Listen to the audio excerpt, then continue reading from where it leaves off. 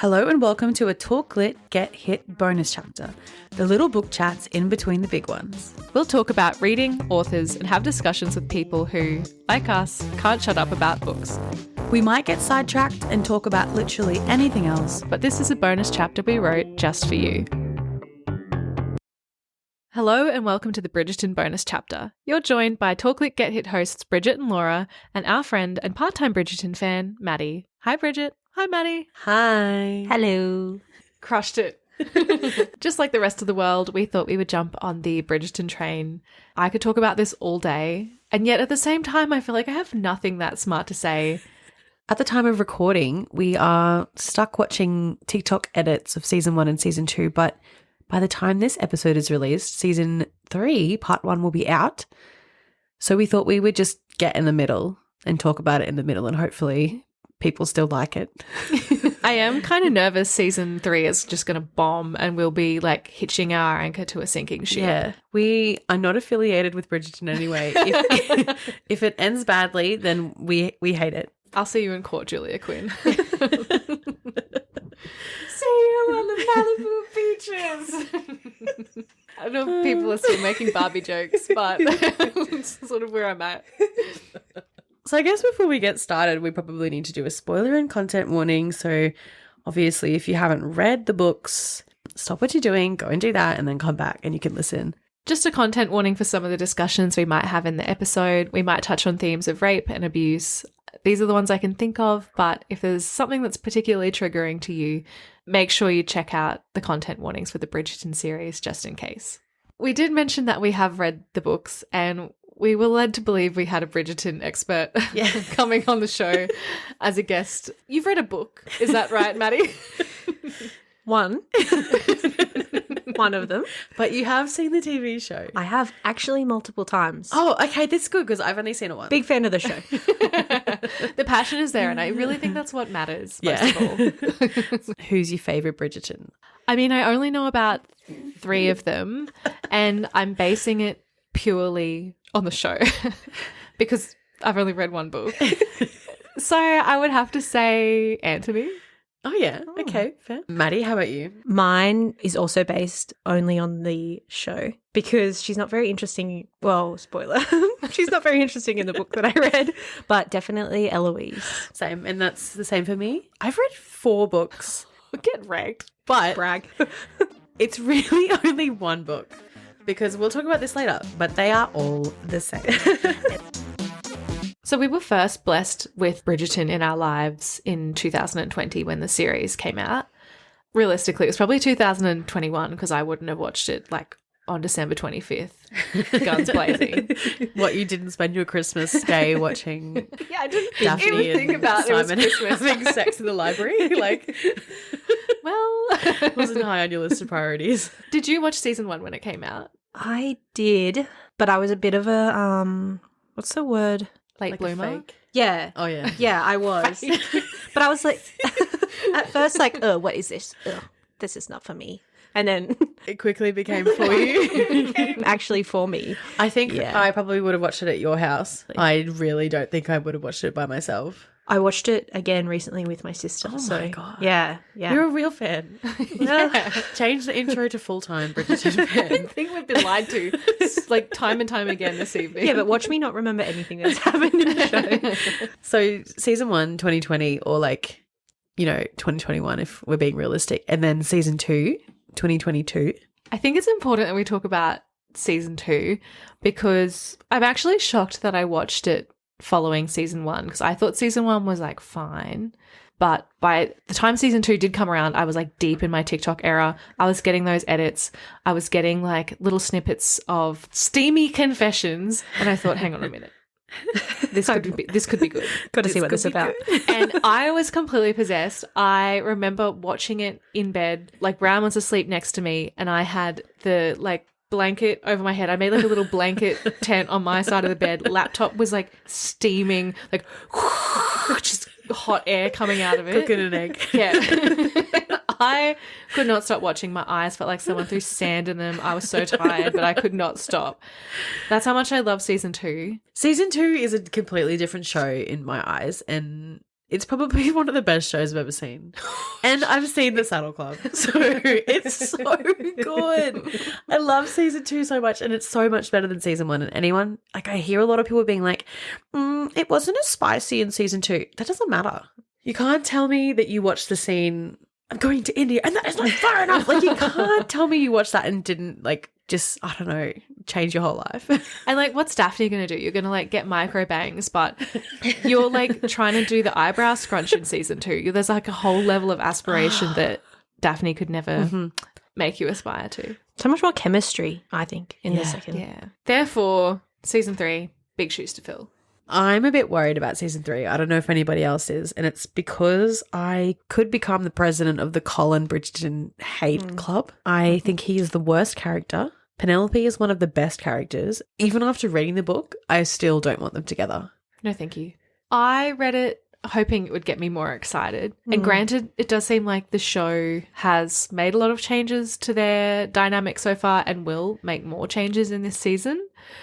He doesn't inspire me to, like, great passion. He sucks in the book. He sucks so bad. And I imagine, I don't know, you've read more books than I have. Does he suck in all of the books? Yeah, he's just the same. He's like, I don't know. He's so shit, and I can't even put it into words. I feel like Colin Bridgerton always tells you exactly who he is, and he is the man who has travelled.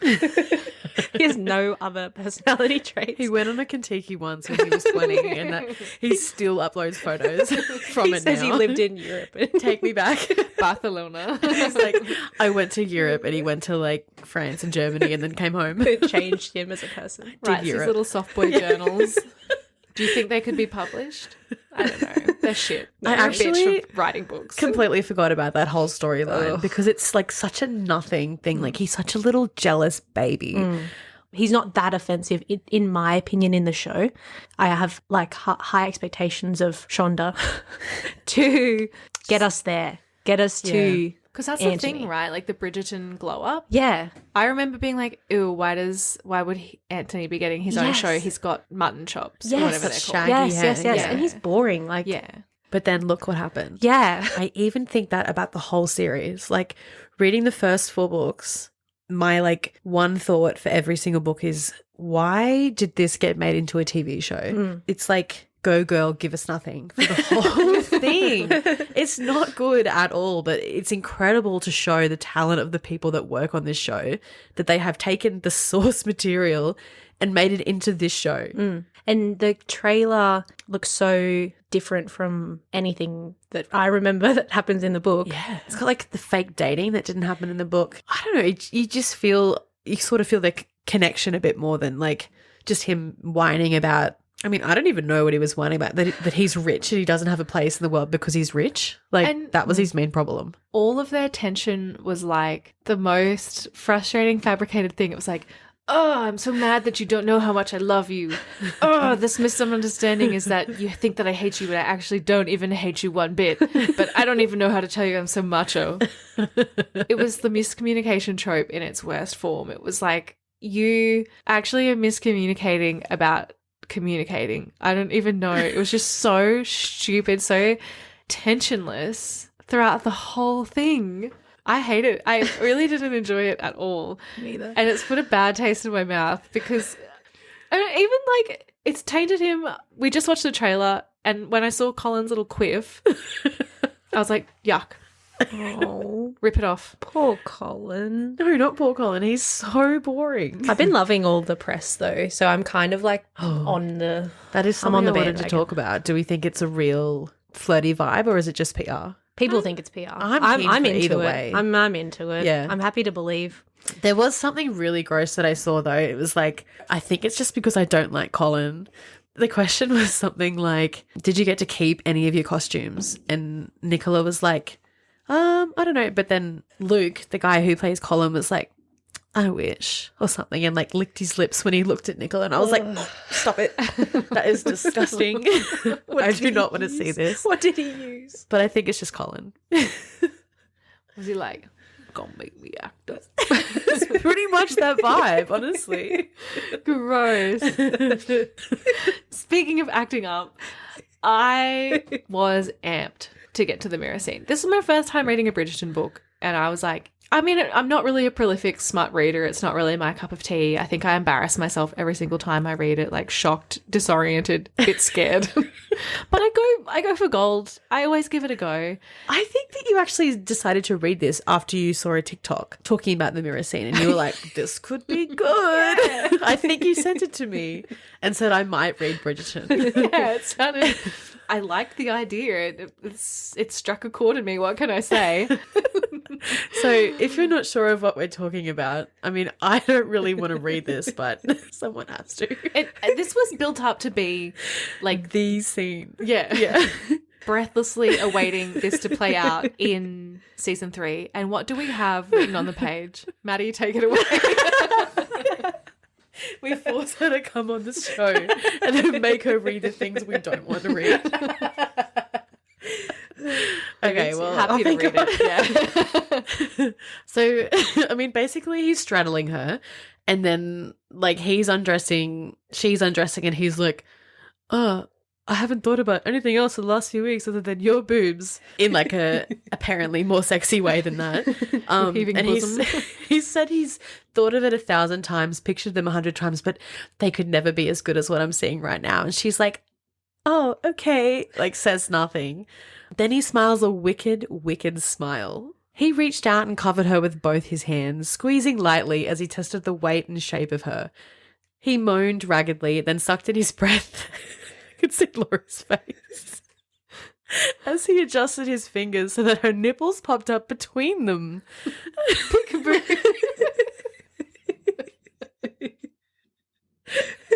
This is meant to be the height of their sexual tension, and we can't even get through it. Nice. Wicka wicka. TJ. Anyway, he says something about he wants to see her in front of a mirror with her boobs in his hands. And then she's like squeaking for some reason and says now, and he goes later. And then that's it. It never happens. So like all this build up, like people on TikTok are talking about the mirror. Where is it? Just the conversation? The mirror is the friends we made along the way, I guess. I don't have a lot to add about the mirror scene, but the only thing that I will say is that I listened to this as an audiobook. Oh. I mean, she did a great job, but the woman that was narrating it, it was a lot to hear her going, oh, Penelope. Penelope.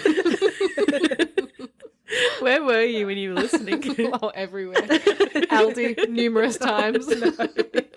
Driving on the highway to Caboolture. Back streets of Ashgrove, you name it. Work. This is the 4th book in the series. Laura and Maddie both read it around the same time, and then I was like, well, I might read all of them, because I think I was on holidays at this point, and I was reading them on my phone with the scroll feature, and it was literally like just smashing them because they're so easy to read. But by the time I got to the 4th book, it was as if I had read the same book 4 times. I was numb to everything. And I know that I do like to compare books to the Babysitter's Club on this podcast, but I'm going to have to do it again. I'm sorry. Because it was like the Babysitter's Club. Every single book started with the same introduction. I had to hear about how the Bridgerton children are named in alphabetical order every time. I had to hear about the mother's relationship with her late husband every time. I don't know why anybody, I mean, I've just sort of thought of 2 people who would, but stop looking at us. I don't know why anybody would pick up a book in the middle of a series and like not know what's going on. That's but crazy. like you guys knew what was going on, so it's not even the same thing. She doesn't need to explain the same thing every time. It's just the Babysitter's Club over and over again. They just also adding to this is a little bit different from the Babysitter's Club, but the sex scene was the same every time. It followed the same formula. There was some sort of nipples situation happening. The girl was always a virgin, and the man was like, this is gonna hurt, and she's like, how do you know? And he's like, trust me, but after that it will feel so good. And she's like, okay, I trust you. And it's just the same thing every single time. I can't read anymore. There's so many of them. Don't yuck Julia Quinn's yum, okay? That's what I was just thinking. Like, as an author, I fear that you reveal so much about your personal taste in the sex scenes that you write, particularly if you're writing them again and again. Like, after a point, who are you writing that for? Yeah, and I mean, before we started recording, we were saying things like mummy's milk. I mean, I don't want to be like too crass, but that was the vibe in every sex scene. Milk me. Yeah. And I mean, Julia, that's fine, but maybe let's add a bit of variety. Like, surely, I don't know how many books Let you wrote. me milk you. No. I don't think we can say that. Actually, I do sort of want to talk about Julia because I found two really exciting facts about her. The first one was that she won $79,000 on The Weakest Link. So Amazing. Maybe her little Wow. nest egg that enabled her to write this series. enabled is a good word. Yeah.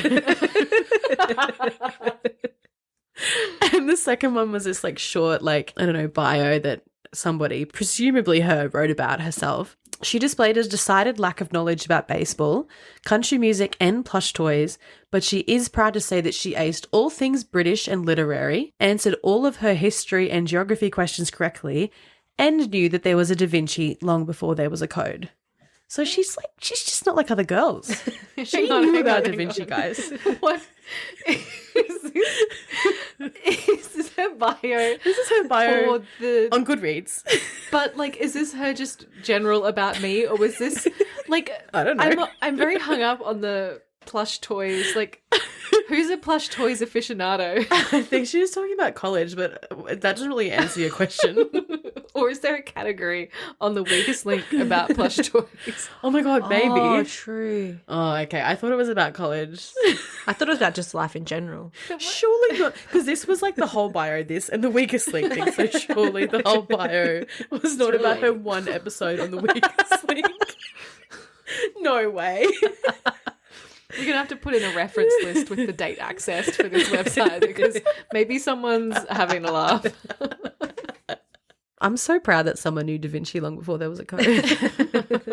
I don't remember a time where there was no Da Vinci codes. I have this memory.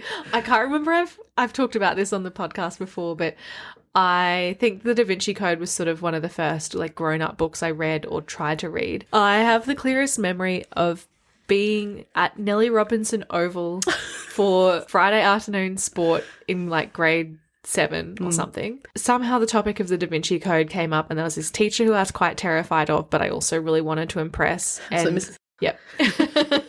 Fair. I truly believe I did not comprehend a word of that book. I was like, damn, they be whipping or something. Like, I would have just been like, wow, albinos. I have no idea what I would have thought. But I remember saying, like, I think what Dan was trying to write with this book was like, and even in grade 7, someone called me out and was like, oh, you're best friends with Dan. I was like, no. That's pretty humiliating. Yeah. Well, clearly, because I'm still thinking about it like age 30.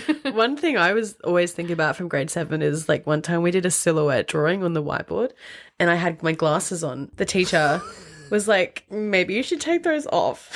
She thought I looked like a robot or something in the silhouette. And so every time I see my shadow, I think back to how like mortified I was. With your bung eyes. It was a different teacher, but it was that teacher's friend that said it. So maybe just mean girls. I mean, high school never ends. Did you have any trauma from year 7, Maddie? I literally can't remember. Year 7. Starting school in Canberra. That was the start of high school. Oh, true. So just a lot of stress. You were the really. bottom of the barrel. Mm-hmm. We're still at the top of the Little world in guy. primary Yeah. school. Yeah.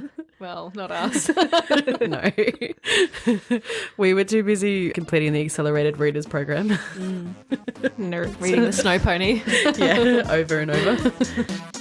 I would like to talk a little bit more about Colin in the books because obviously we've said he sucked, but I was kind of shocked by the level to which he did suck. In their interactions, I thought he was surprisingly forceful. I know this book was written in 2002 and I know that the show is like a separate thing, but he was often quite aggressive in the way that he was like handling her or speaking to her. Like I think there's a scene after they announce their engagement and it's something to do with Lady Whistledown's announcement coming early, and he's like gripping her arm. I think she's talking about how it makes her want to cry, like it's so painful. And then he forces her to drink this like glass of wine or something like that. Am I getting that right? Is it like a toast or something? Yeah, and he just keeps tipping it.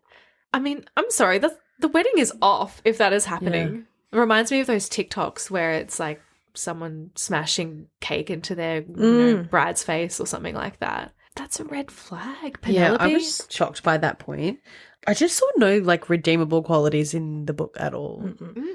He seemed angry most of the time. Yeah. Angry at her for everything, I think. It seemed like he blamed her that he doesn't have a life. He comes across as just a bad guy. And he was allegedly, I mean, obviously Lady Whistledown is writing about how sunshiny and like happy he is, but Lady Whistledown is Penelope, who's in love with him. But I was kind of thinking that that was the generally accepted personality for him, but he just seemed to suck. He seemed so cranky and petulant and like a bit of a bully the rest of the time. I didn't quite buy his reasonings anyway. His reasonings about why he was so angry that Penelope was Lady Whistledown. Because he's always saying things like, you don't know what'll happen, like when everybody finds out, blah, blah, blah. But the stakes are always so high in every single thing. Like Anthony and Kate have that like affair, which is again different in the book, better in the show. And it's like, what will happen when everyone finds out? And then everyone finds out and nothing happens. Same with Daphne and Simon. What will happen when everybody finds out? Nothing, once again. Like Benedict and Sophie in the third one, once again, like what will happen when everybody finds out you're with a commoner? Nothing. And so when everybody finds out that she's Whistledown, nothing will happen because they're Bridgertons, they get their way. So it wasn't even a valid reason for him to be so angry all the time because nothing bad will ever happen to this family other than the dad dying. I did forget about that. Actually, speaking of the dad dying, in the show, I really thought that was like borderline traumatic. The way that Anthony had to witness that and how he had to step up and look after his family. And then when Kate got stung, he just freaked out. And I really liked that in the show. But in the book, it was like that was how they got together. He was walking with Kate in the garden and the bees stung her on the chest and he was like trying to suck the venom out. And then everybody saw and they thought he was kissing her and they were like, oh, you got to get married now. Oh my God. Which is I'm a terrible so glad way. they didn't do that. It's terrible. I feel like both of the main characters in that season were especially good. That scene after Kate falls off the horse, Violet comes in to say, oh my God, am I going to cry just thinking about it?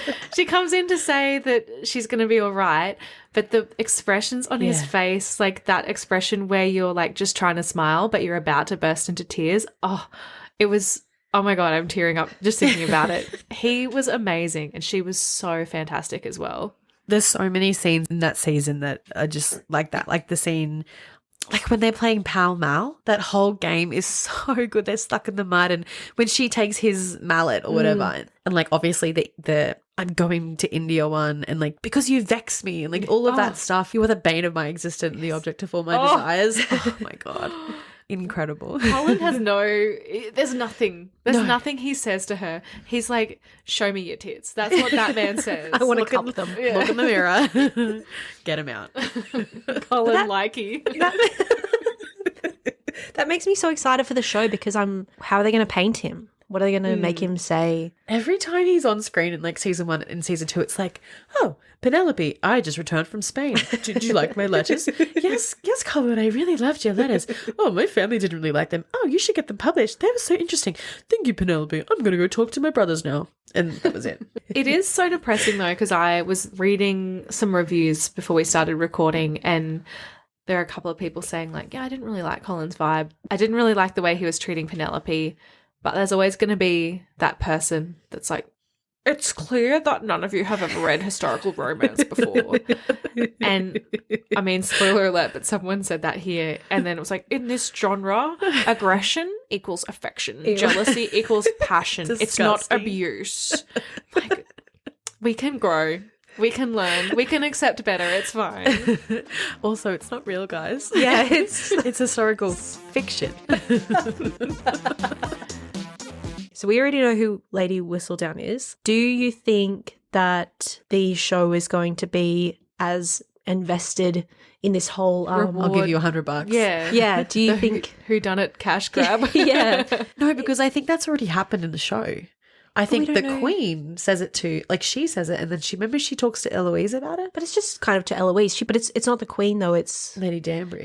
putting this whole challenge out to the whole I hope not, Ton. because I like that part of the storyline, and I think they people should not just knowing. keep it going. Yeah. Well, at the end of the last season, didn't Eloise find out? She's the only one that knows.